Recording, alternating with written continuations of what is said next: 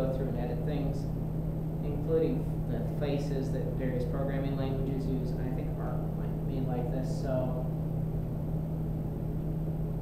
arrays can have, for instance, be this color, can have all these things applied to them, including font family.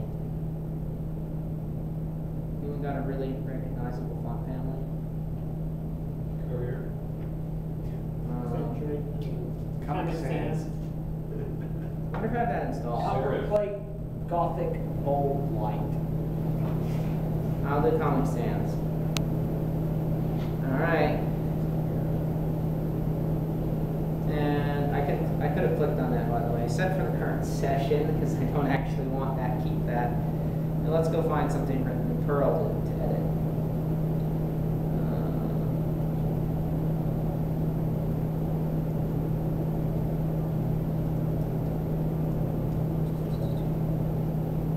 This is a wrapper on the terminal emulator I wrote. It definitely has some arrays in it. Did you write it in Emacs? What? Did you write it in Emacs? No, it's Perl script. And the font face thing didn't seem to take. So I think that means that font doesn't exist. I know.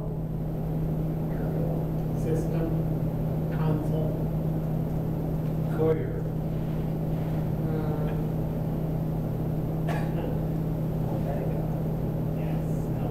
Droid Sans, which is even a Droid Sans? Droid Sans. Set for the current session.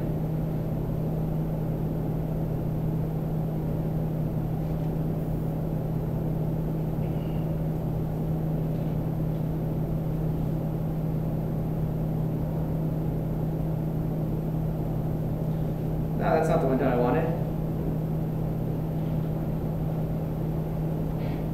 Alright, let's try doing a bit different. What if I change the size?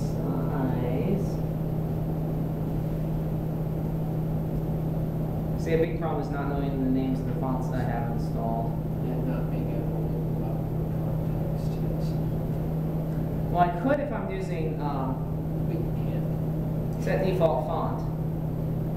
There we go.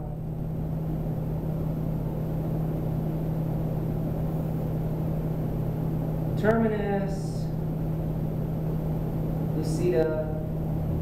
Terminus will be pretty distinct, I think. Wingdings, that's what I should use. Underline. And underline. And we can change the foreground color of the underline as well. We can set it for the current session. And we can go back. There we go. Cool. That is a different font face. The way you can tell is my normal font is Firamano, or Firamano, I'm not sure how to pronounce it, and the @ symbol does not go all the way around in that case.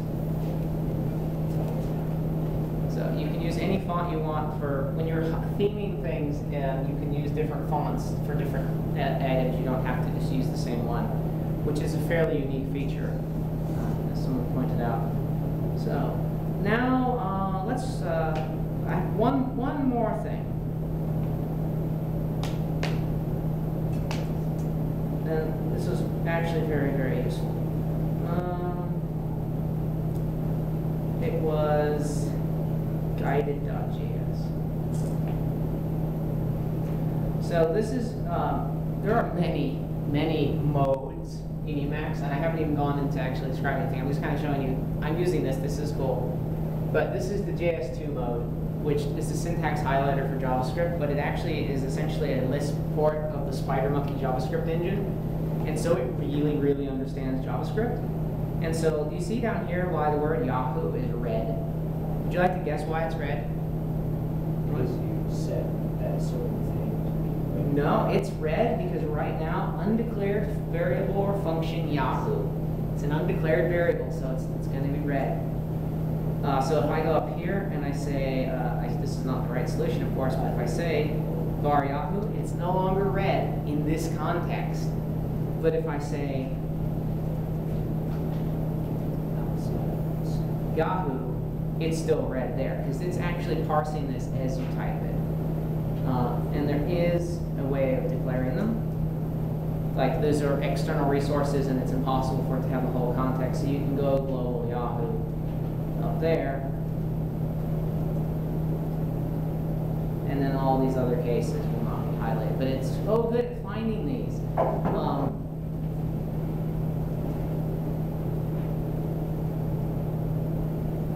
It also finds this. This is really valuable, I think.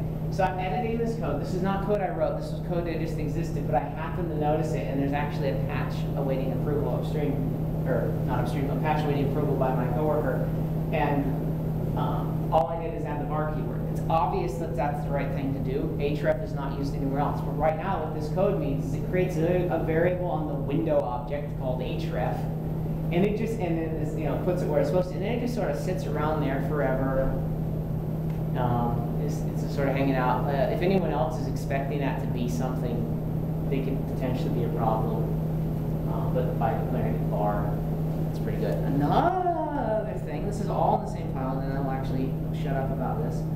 But so we have this comment. This is a bad idiom to use in JavaScript to do for var I 0 blah blah. That's bad if you're going to repeat them, because var is function scoped.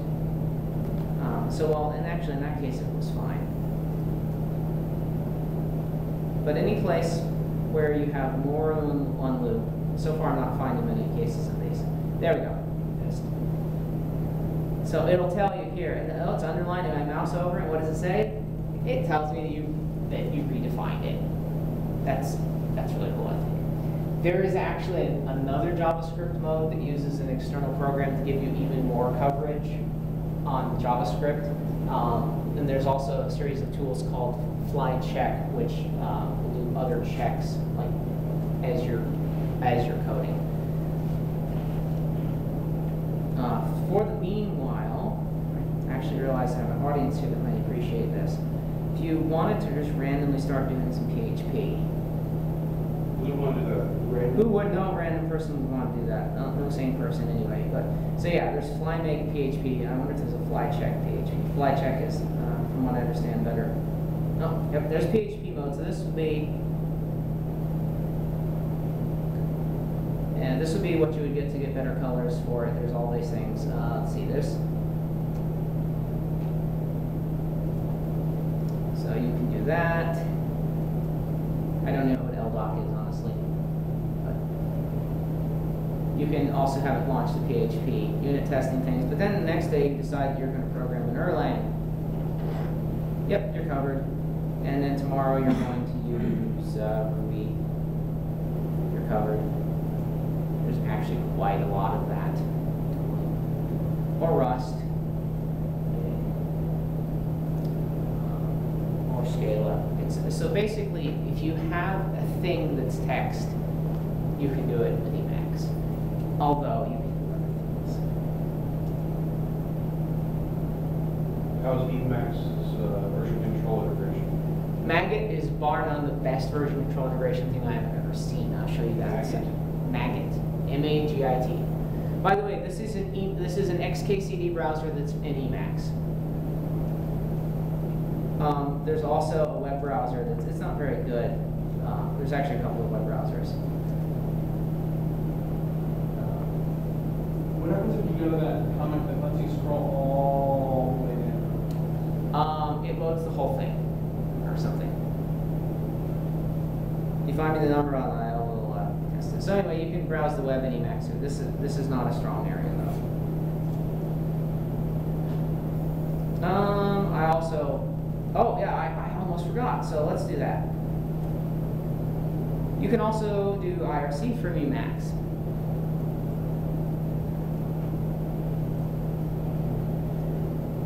So here's the Slug channel in Emacs. This is actually using the thing I'll be talking about next that you might want to try. It pings Dylan. No, that doesn't work right now, although I will be turning that back on. I switched IRC clients to Emacs, essentially. So I'm no longer monitoring for the word T. Anyway, so that's that. There's really useful things about using Emacs from are using IRC from Emacs. And for one thing, I can never type unbalanced parentheses again. Oops, I can do it that way. I can never type opening unbalanced parentheses again. Even if you really want If I really want to, I can. It's just a little bit more work. I have a question for you. Sure. What if I'm looking at a log file, right? You know, you normally do tail and an age. Mm-hmm. Is there something like that that you can do with that? So with Emacs where it can, you know, so it doesn't Monitor it? scroll. Yeah, so I can monitor it. All right, we'll set that up. So I'm going to go over here, or here, and I'm going to open a new. This is going to be the same Emacs process, but it's going to be in a different window. So fresh start. All right, and we're going to split it into two. Over here, I'm going to go to a new file called pants.log. I'm just going to simulate a log file because that's easier. That's me monitoring the log. Well, actually, no, monitoring, that's not. I don't want to actually have that open. So I'm going to save it, and then we're going to abandon it. All right, so here we want shell. And the shell is just going to be my home directory. There's pants.log. I have turned on a couple of modes in the shell. And I'll talk about, I have to show you this and I'll show you the other thing. And I don't want to go back to RC, but this is called Smart Mode. It's inspired by the shells in Plan 9. So if you type a short command that doesn't produce a lot of output or doesn't produce any output, like true, you get a prompt reprints. Even ls, the prompt will reprint. If you type a command that produces a lot of output, a lot of lines, like ls in user bin, then it scrolls all the way down, but it leaves your prompt up there so you can still edit the command that you just entered. So then you can realize your mistake, and then you can just get the last bit of it. By the way, if you actually didn't want to have it output things, you can do Control-C, Control-O, and it clears the output of the last command you ran, which is kind of cool. All right, so now we want to tail our log file. So the actual answer is you can just use tail from the eShell. And that's going. And then I will open another eShell. Nope. Whoops, what did I do? Sorry. There we go. Now I can actually see the keys I'm typing because I'm not used to hitting Alt quite this often.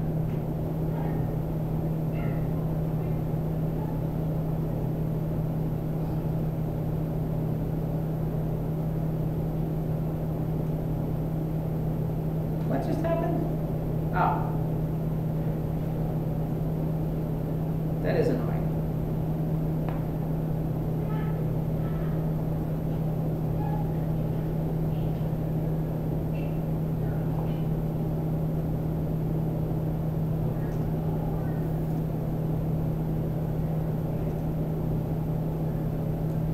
All right. So while random things are going on in Emacs, it's not the best time to be tailing a log file. It's all right. All right, so get back to shell.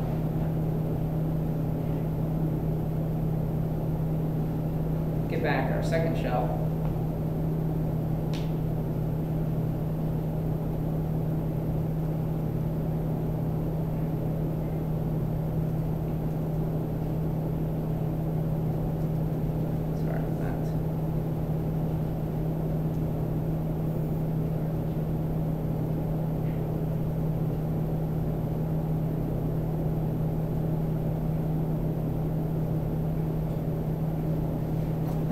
What am I doing?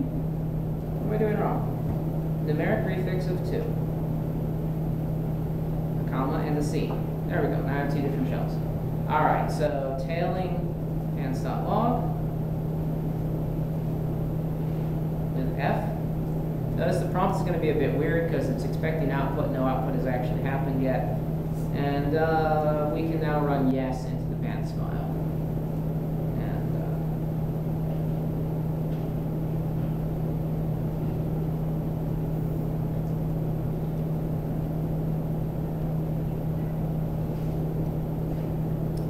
That actually doesn't work as well as I thought. So I would actually not recommend that now. We don't want to use eShell. We could use a terminal. And by that I mean, oops, not that terminal. Well, I just wanted to know, because sometimes when I do tail and it scrolls up beyond my buffer, Mm-hmm. and if it was writing it into a file like that as I was reading it, it might be a little easier to scroll back and look what was going on. Yeah, well, I mean, you can actually watch your file as it's being created too. I didn't realize that's what you're asking. So I'm gonna, if I don't want to tail it, I just have that yes thing still running, filling up my hard disk. That's probably a bad plan to run long term. How big is it now? Oh, it's only 3 megs. That's not too bad yet. So you can do I that. never used yes before. What is yes? It prints out the Y character infinitely. Oh, okay.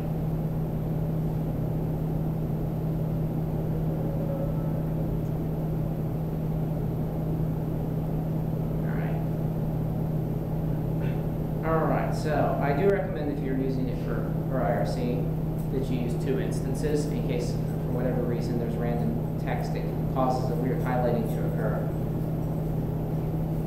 It makes things bad. So there was a reason for showing you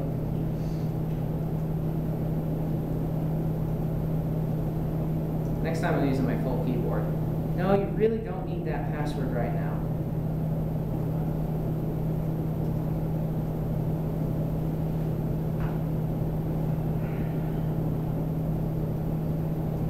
Monitor the slug buffer again, possibly see if the offer command works so that I can kick people. Alright, so this ends up being incredibly useful. There's a plugin for Google Translate. So, if someone actually was to say something, I can scroll up into the history. I can copy it, or actually, I can keep it selected. I can go Google Translate at point. Obviously, this should have a thing attached to it so that I can just do one key. English, Japanese, and then I can switch to that window that Emacs has opened up. Select the text, go back up to the chat, scroll down to the input line, go back into insert mode, paste in the Japanese, and oh yeah, I know why it's not working. You know why it's not working? And I know I was getting slow. The internet connection here is actually, from my Wi-Fi is actually so slow right now that it's waiting on responses from WeChat server. Oh, and now I can translate Andy. You need another font, man. You don't like my font? No, he's got no mouth. Oh, I see. Oh yeah, you need to do the actual font. We'll see how well Google can translate it though.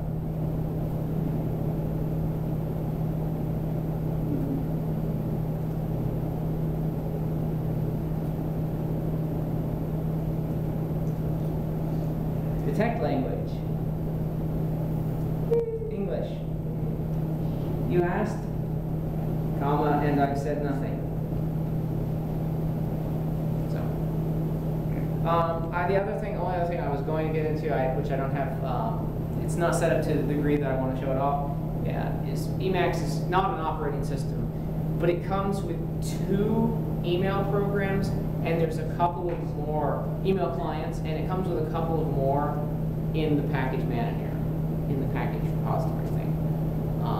There's various strengths and weaknesses. I've been using GNews, which is a news reader that can also do email, but because it can also do RSS, and I think I like that, the blurring the lines between RSS and email, and news servers if I actually had access to a news server. I'm sure that would be amusingly retro, but so that's that. But in order to facilitate this talk,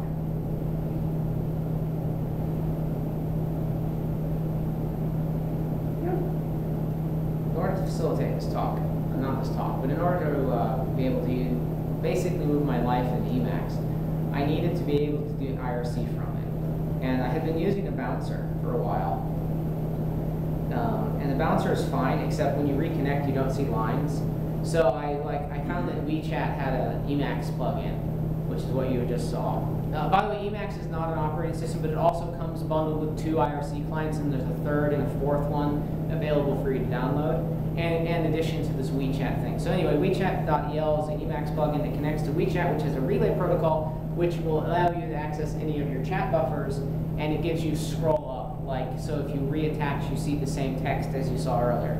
So this is WeChat. Now, if you're not excited about using a terminal IRC client, I can understand that, because what you can do instead is you can go to glowingbear.org or download a copy and build it yourself. This JavaScript interface using that same thing I was using in Emacs to talk to WeChat, and then you can read IRC pretty much from anywhere. You can pull this up on a mobile device. In fact, we'll put this in the responsive mode and see if that helps, or see if that makes it.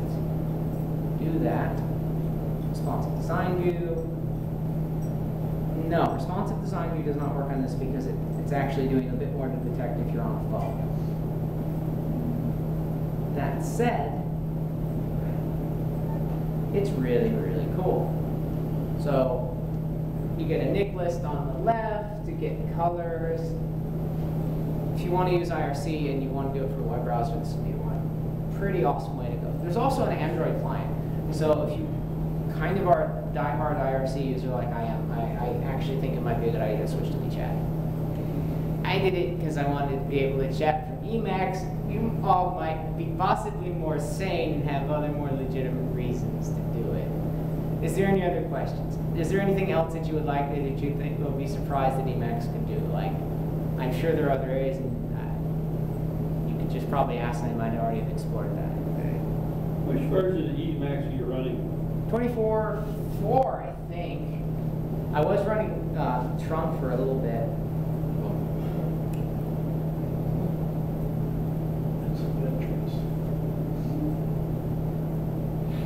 Is there, what's the command for that?